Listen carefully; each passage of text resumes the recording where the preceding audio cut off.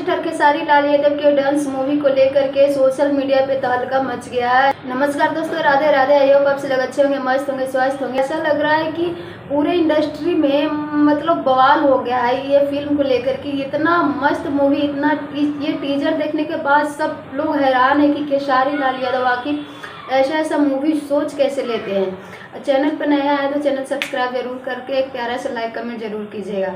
खेसारी लाल यादव की ये dance movie पूरे भोजपुरी इंडस्ट्री पे भारी पड़ गया है।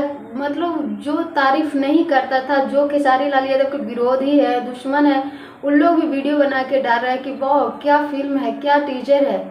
मतलब बॉलीवुड, साउथ हो चाहे कोई भी इंडस्ट्री का फिल्म हो, इसके आगे एकदम भारी पड़ रहा है। सब लोग बहुत ही ज़्यादा तारीफ कर रहे हैं। सलमान खान हो या फिर शाहरुख खान हो, सबको मतलब शाहरुख खान भी कहते हैं वाह खेसारी भैया आई लव यू, मैं तो दिल से आपका फ़ैन हो चुका हूँ।